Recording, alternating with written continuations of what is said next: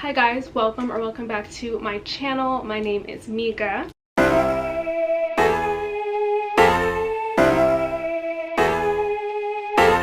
I have been wanting to film this for quite some time now, and I finally am getting around to doing it. As you know, I have a lot of books on my shelves that I have not read, and I feel like that is something that I need to remedy in 2022. I recently did a clean out of my shelves and I kind of got rid of all the books that I wasn't interested in reading. So currently all of the books on my shelves I do want to read at some point. I saw Chloe over at Books with Chloe do this video and I was like, this is a genius idea. It'll help me definitely bring down my physical TBR because Lord knows I need help. So before I get into explaining how this is going to work, I just want to say thank you to today's sponsor, which is of course Book of the Month. Book of the Month is a monthly subscription service where you get to pick 1 out of 5 different book picks every single month to be delivered straight to your door. You get your first book box for only $9.99 if you use my code mikathebookaholic. They have the best selection from fantasy to romance to nonfiction, and what I really love about Book of the Month is that they can kind of predict what books are going to be really popular in the near future. So instead of you having to stress and worry about what your next read is going to be or what's currently the most anticipated read, Book of the Month does it for you. They sent me over their book picks for the month of February, so I'm going to show them to you guys. First up, we have Peach Blossom Spring, and this is by Melissa Fu. Then we have Vladimir, and this is by Julia May Jonas. The Golden Couple, and this is by Greer Hendricks and Sarah Pekkanen. Then we have Don't Cry for Me, and this is by Daniel Black. And then last but definitely not least, we have A River Enchanted, and this is by Rebecca Ross. Like I mentioned earlier, if you sign up for Book of the Month using the code MikaAugust, which is just my name, you can get your first book box from them for only $9.99. Thank you so much again to Book of the Month for sponsoring today's video. Now let's figure out what book on my shelf I'm going to read. Okay, so I went on Twitter a few days ago and I asked you guys to send me 2 sets of numbers. The first set is going to be 1 through 6 because I have 6 rows of shelves, and then I asked you guys to send me a number 1 through 80 because my bookshelves per row definitely has a different variation of amount of books on there. Like one shelf might have 50, another shelf might have 70, but I counted 2 and 2 had 80, so I was like, you know what, I'm just gonna do 1 through 80, and if it goes over like on a row, I'll just move on to the next shelf, if that makes sense. So if a row has 50 books and someone chose like 70, I would just move on to the next one. All right, so I'm really nervous, but I'm going to pick a number. I feel like I'm gonna get a fantasy book because a lot of the books on my shelves are fantasy right now. But I'm just going to scroll through and just pick it randomly. This one says 180. Obviously, if I land on a book that I've read, I will not be rereading it. I'm going to just pick a different number and try again. 455. So this book on my first shelf is 55, meaning I have to move to the second shelf. 78, 79, 80. So that book would be To Kill a Kingdom by Alexandra Christo. So like you just saw, the book that I ended up landing on was To Kill a Kingdom by Alexandra Christo. So funny story, I actually did start this book in 2019. I ended up never finishing it. I remember it was New Year's Eve and I was trying to reach my Goodreads goal and I just could not get into this story, and I remember wanting to keep the book because I knew that I'd probably want to read it again in the future.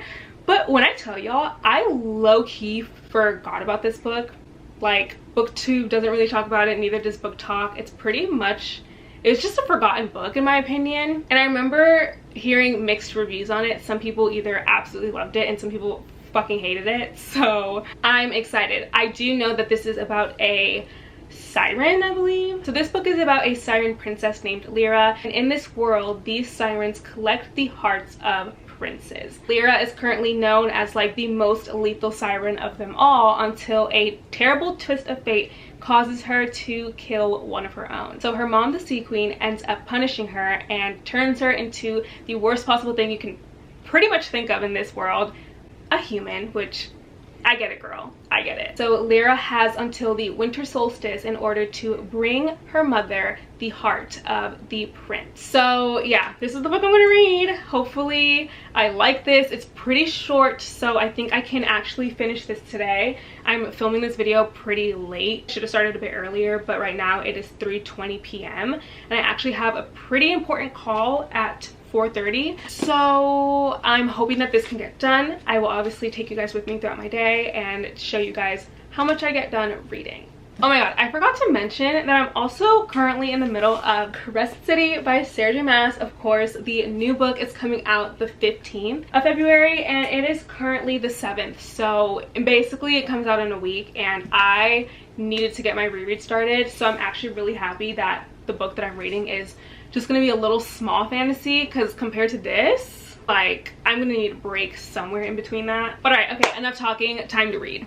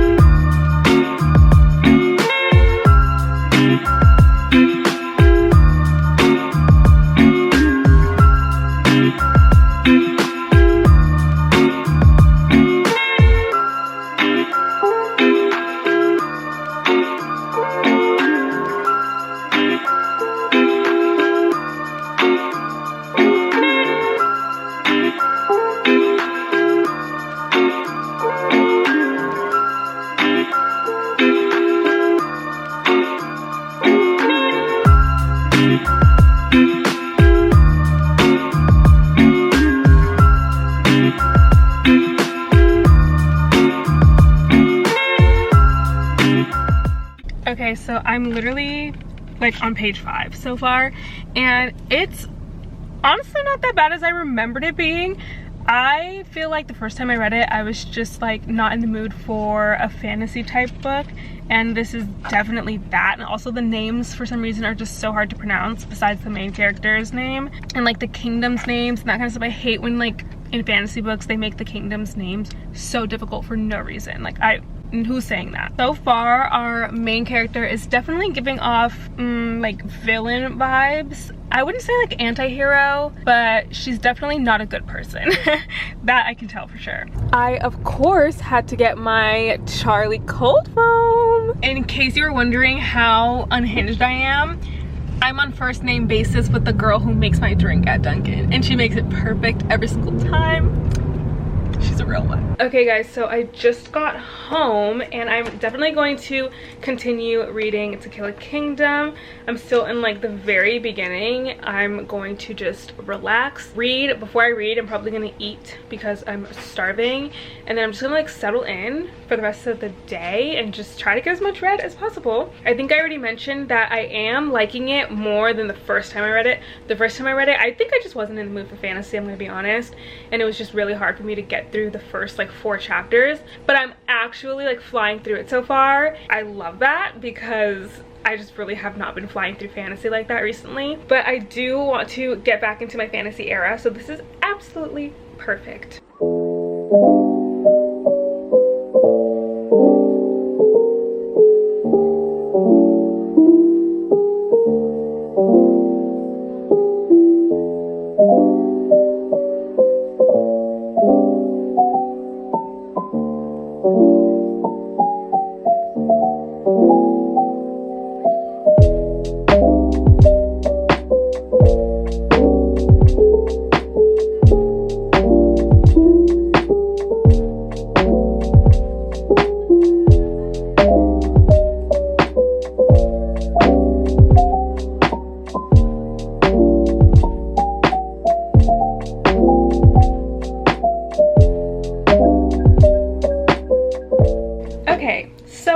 Update. Remember when I said earlier that I'm pretty sure I'll be able to finish this book tonight?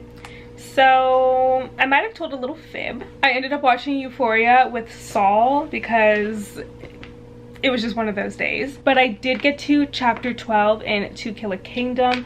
Honestly, y'all, I'm eating this book up. Like, I feel as though when I read it originally, it was just the wrong time. The main character is honestly a bad bitch, and I love that it's a Little Mermaid retelling. Definitely a dark Little Mermaid retelling. I really want to get this book finished tonight, so I'm probably gonna try to pull an all-nighter and finish it, but if not, I will definitely keep you guys updated. This is definitely not a 5-star read so far. It is really enjoyable and I am really liking it.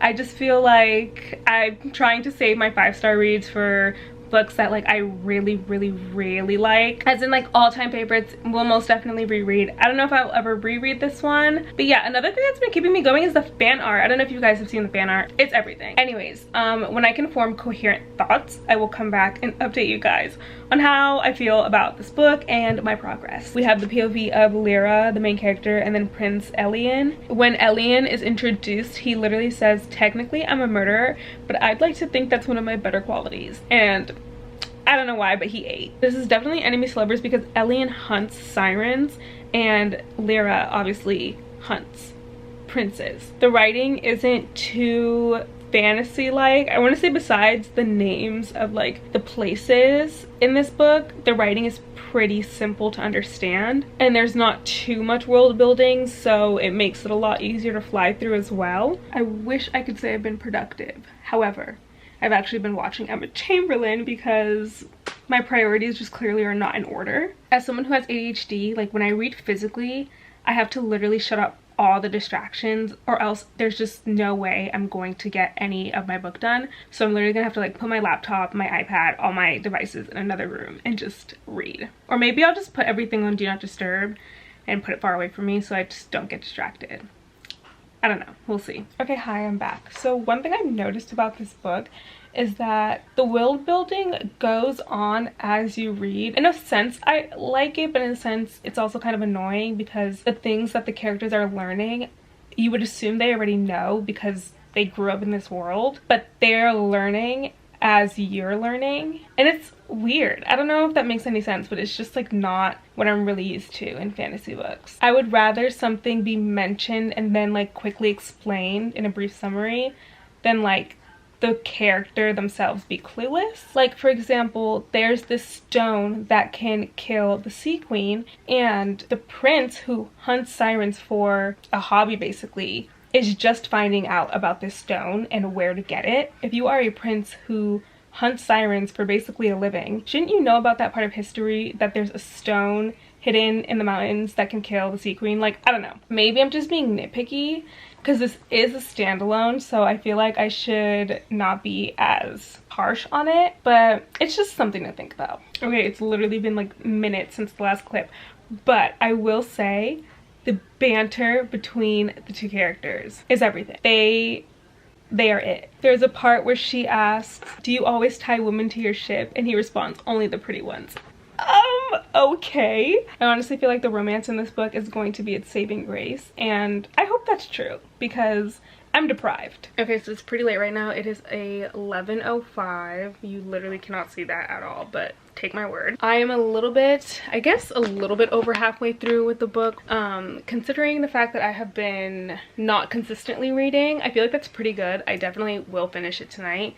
I want to say the halfway point is definitely the most interested I've been throughout the entire book so far. The beginning was a little bit laggy and it was kind of stressing me out because I genuinely did not think I was going to be able to finish it, but I just pushed through those few boring chapters and then it got really good. I love how both of the main characters aren't good people. It's very interesting to me, and I feel like this reminds me a lot of Daughter of the Pirate King by Trisha Levenseller, and if you are new to this channel, I love that book so much. If you've read the book The Shadows Between Us, the two main characters in that book, like the love interests, are supposed to be evil, I guess, and I hated that book. Like, it just was not good to me. This book is honestly giving that, where you have these two people who are very self-motivated and willing to kill other people and do whatever they have to do to get what they want at the end of the day, but they end up having to come together in order to defeat the Sea Queen. So I love that aspect, and I love that they're basically in this like forced proximity where they can't stand each other but they have to work together in order to reach their own goal. I love it. I'm actually really happy I picked this book. I was nervous because I didn't really want to get a fantasy book, mostly because fantasy is pretty hard to get into, but once I pushed through those like first 11 chapters, it got so easy to read. Oh my god, I feel like I look crazy right now. I have about this much left of the book. I'm also really happy I decided to read this physically. I was going in between reading it on my phone or reading it physically, and I finally just decided to pick it up physically and leave it at that. I literally love the pacing in this book. I feel like it's really hard to get the pacing right in a standalone, and I feel like Alexandra Christo did that perfectly with this book. I understand why it's gotten mixed reviews, but so far I'm like literally having such a great time reading this. It's crazy because I would have probably never picked this up if it wasn't for the set of numbers that I got on Twitter, which I just think is insane. Or not never picked it up, but I probably wouldn't have picked it up anytime soon. But yeah, I'm having a jolly old time right now reading this book. I'm zooming through it. It actually reads so fast after you get through the first couple of chapters. Yeah, I cannot wait to continue reading this. Honestly, I feel like within the next few clips, I'm probably gonna be done with this book.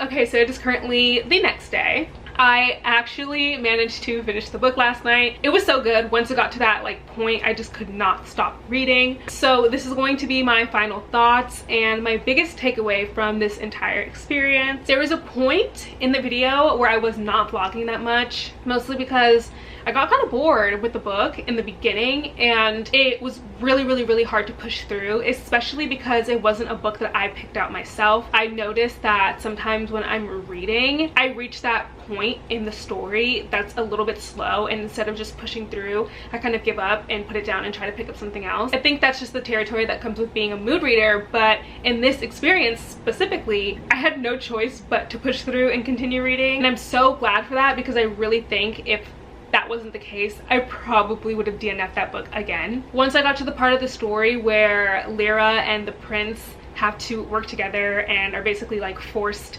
to reach their goal, I started eating the story up. I was like reading the book and being like, I feel like this is a 3-star read, and then I got to that point and I was like, wait, this is actually giving. So I ended up giving this book a 4-star. I just love Siren and Prince love stories. I just think there's something so fun about it. I genuinely think that this was very successful, and I would definitely do something like this or a video like this again in the future. I would not have picked up this book if it wasn't for this video, and yeah, that's just one less book off of my TBR and off my physical TBR. And I think that's perfect, because while I am planning out my book room currently, I'm gonna have a lot more space for a lot more books, and it's good that I start making a dent in my physical TBR now rather than later. That way I can know what books I want to keep or get rid of in my collection. If you made it to this point in the video, please leave down a seashell emoji or a mermaid emoji, whichever one you have, in the comments below. And don't forget to check out Book of the Month. The link will be down below in my description. Anyways, I think that's all from me. Follow me on all my social media if you want, subscribe if you want,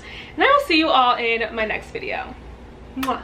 Bye. East and the west, I'm racking up on my breath. Power on me, I'm feeling just like a Tesla. Too much tree, the smoke is making my chest hurt. Girl on me, I'm thinking I should've rest her. Hey, I'm thinking I should've rest all night long. She putting me to the test. Got a lot on, I'm trying to take out the rest.